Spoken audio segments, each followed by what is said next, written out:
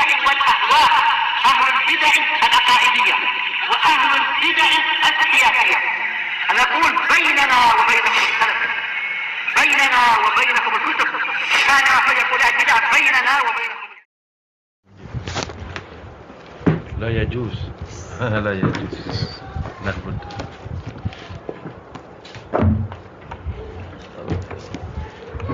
Baik, bismillahirrahmanirrahim. Qala al-Imam an-Nawawi rahimahullah al-haditsus sadis. Hadis yang ke-6. Kita baca itu dulu di Ambon orang pada tertawa. Ada hadis yang sadis. Sadis. Maksudnya sadis. Sadis kejam. Oh, kejam. Sadis. Karena bilang ini bahasa Arab. Asyik. Baik.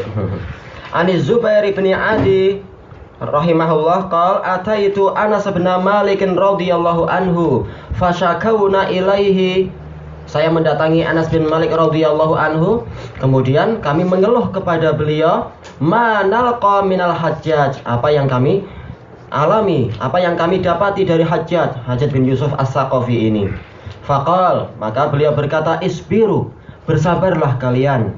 Fa innahu la ya'ti zamanun illa walladhi ba'dahu syarrun minhu. Karena tidak ada datang yang setelahnya kecuali tidak adalah suatu zaman, tidak datang suatu zaman kecuali yang setelahnya itu lebih jelek darinya. Maka sabar kalian hatta talqau rabbakum, sampai kalian berjumpa dengan Rabb kalian. Sami'tuhu min nabiyyikum sallallahu alaihi wasallam. Aku mendengar itu dari nabi kalian sallallahu alaihi wasallam. Baik. Kita lihat di sini, kita akan mendapatkan beberapa faedah. Faedah yang pertama adalah apa itu? Diutamakannya untuk kita mendatangi majelis para ulama, untuk meminta nasihat, untuk meminta bimbingan, untuk meminta hiburan dan sebagainya. Karena memang manusia itu walaupun diri sendiri ilmunya sudah luar biasa hebat, hatinya luar biasa kuat, dia masih memiliki al-qalb. Sementara al-qalb itu adalah yataqallab. Hati itu sering berbolak-balik, kadang menguat, kadang melemah, kadang mau ke depan, kadang ingin mundur ke belakang dan seterusnya. Maka perlu yang namanya at-tanasuh, saling menasehati, dan juga at-ta'atuf, saling menolong, saling mendorong, saling memperkuat dan sebagainya.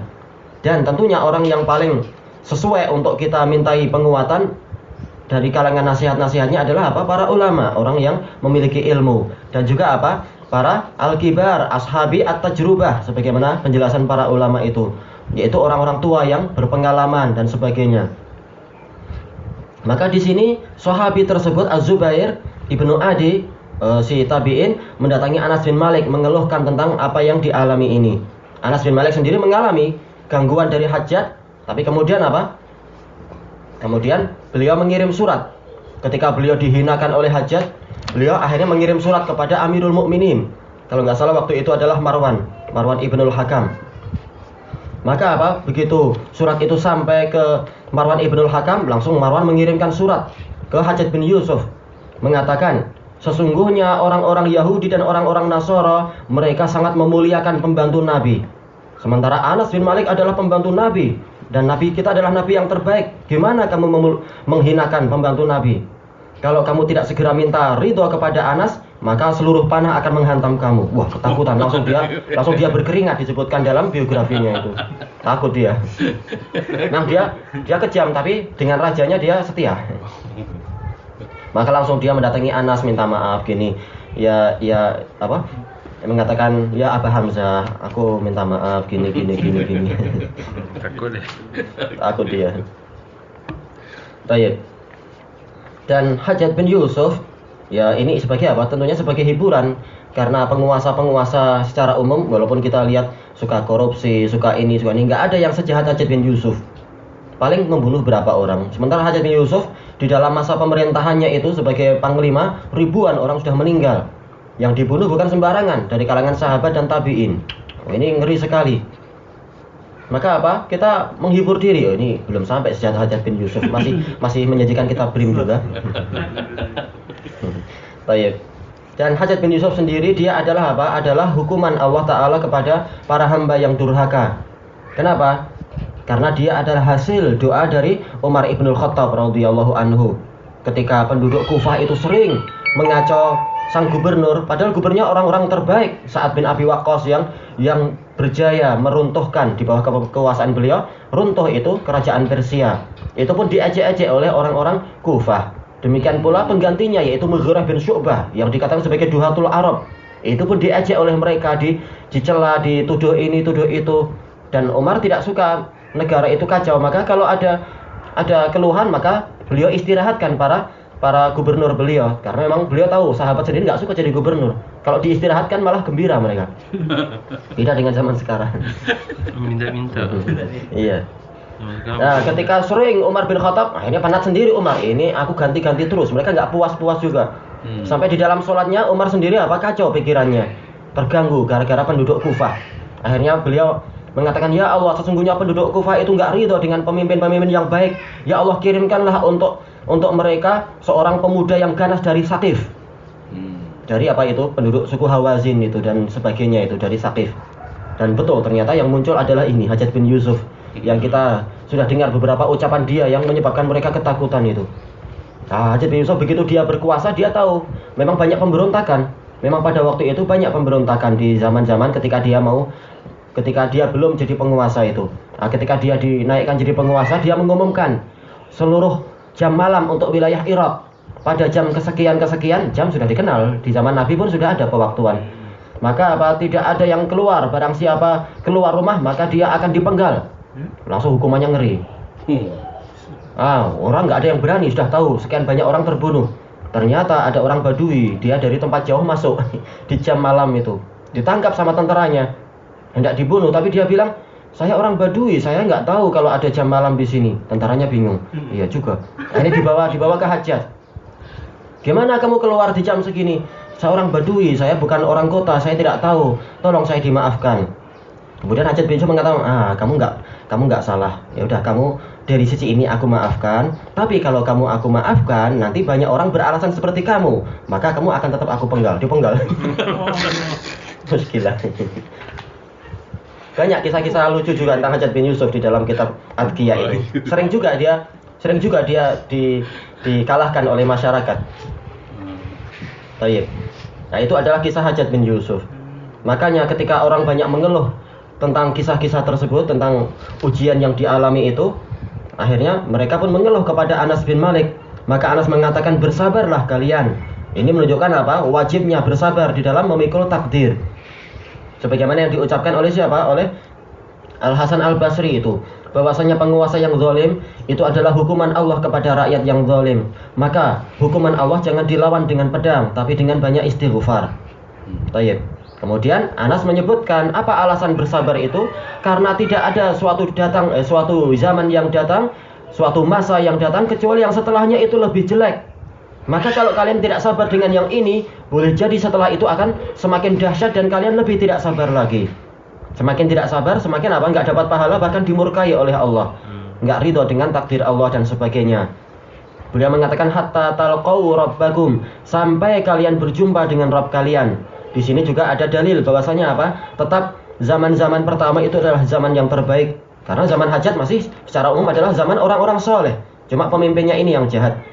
Sementara para sahabat masih ada, para tabi'in juga masih bertebaran dan sebagainya. Itu masih zaman yang terbaik. Yang setelahnya adalah lebih jelek dan seterusnya. Qala sami'tuhu min nabiyyikum sallallahu alaihi wasallam. Ini menunjukkan apa? Disyariatkannya dan diutamakannya untuk menisbatkan suatu nasihat dan ajaran itu kepada Rasul sallallahu alaihi wasallam, yaitu apa? Kita berdalilkan. Bukan kita berdusta atas nama Rasul, tapi berdalilkan. Kenapa nasihatku demikian? Karena Rasulullah bilang demikian, atau bahkan ini adalah lafaz Rasulullah. Itu penting daripada sekedar apa? Kita nyuruh ingat hafalkan ucapanku ini. Sebagaimana ucapan sebagian ahli kalam. Hafalkan ucapanku ini, ingat baik-baik, camkan baik-baik ucapanku ini. Jangan gitu. Tapi apa? Kita menisbatkan kepada Allah, menisbatkan kepada Rasul kalam-kalam yang benar. Tentunya yang benar, bukan asal-asalan. Taib. Kemudian dijelaskan oleh para ulama bahwasanya di sana ada iskal. Kalau memang yang datang setelah Hajjaj itu adalah yang lebih jelek dan lebih jelek secara umum, bagaimana dengan kenyataan bahwasanya setelah Hajjaj mati itu yang datang adalah siapa? Umar bin Abdul Aziz. Semula beliau gubernur Hijaz, kemudian diangkat menjadi apa? Menjadi menteri di masa kekuasaannya Sulaiman bin Abdul Malik. Kemudian ketika Sulaiman mau meninggal, beliau mewasiatkan untuk Umar bin Abdul Aziz ini anak dari pamannya sebagai apa? Sebagai Amirul Mukminin setelah itu. Dan sirah beliau sirah yang sangat indah. Para ulama mengatakan la budda minat tanfis. Harus manusia itu perlu kepada yang namanya tanfis, yaitu kesempatan untuk bersantai-santai dulu, untuk istirahat sejenak. Kalau setelah hajat ada yang lebih dahsyat lagi, mungkin orang jantungnya putus semua, ketakutan dan kacau. Maka apa? Allah Ta'ala mendatangkan kabar gembira dulu, mendatangkan apa? Istirahat dulu. Sehingga Umar bin Abdul Aziz walaupun masa pemerintahan beliau sekejap saja, sekitar 2 tahun 4 bulan, tetapi penuh dengan keadilan. Bahkan harta Baitul Mal melimpah. Bahkan dicari orang miskin pun nggak dapat. Bahkan orang yang tanahnya dirampas, semuanya apa? Dikembalikan. Sampai-sampai setiap hari Jumat itu ada tentara Umar bin Abdul Aziz yang mengumumkan, barang siapa merasa pernah dizalimi dari penguasa yang terdahulu atau dari menteri yang terdahulu dan seterusnya, segera mendatangi Amirul Mukminin. Langsung seringnya Amirul Mukminin yang mengurusi atau dibantu oleh siapa? Oleh beberapa gubernur beliau yang bagus seperti Adi bin Arto'ah dan lain-lain itu. Makanya sebagian ulama mengatakan gubernur-gubernur yang dipilih oleh Umar bin Abdul Aziz mereka semua adalah thiqat. Karena memang saringannya luar biasa berat.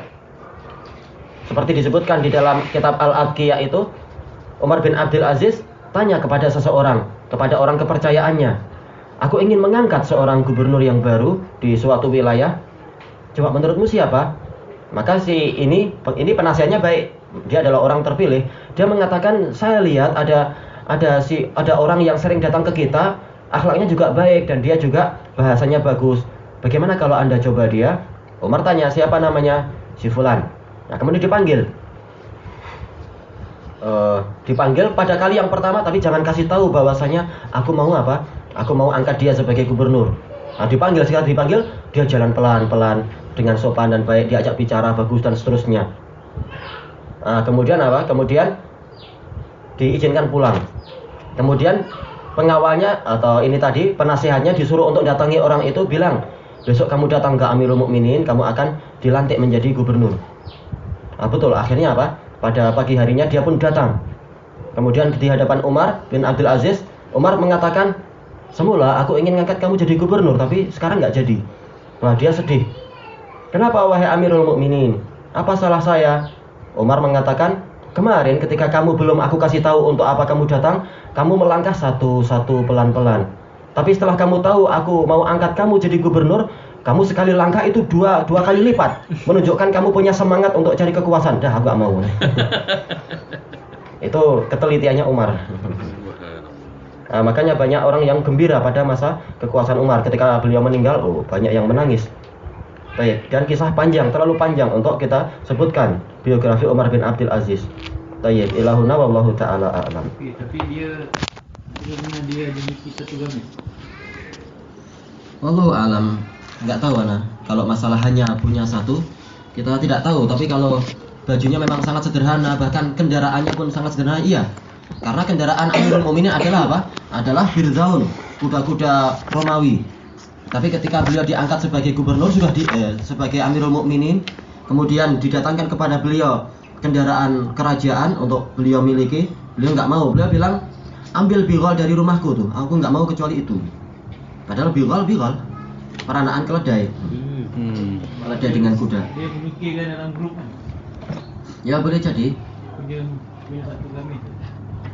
Allah alam, boleh jadi, cuma anak yang nggak tahu. Biografinya panjang di siar. Tadi beritahu pertama tadi sebenarnya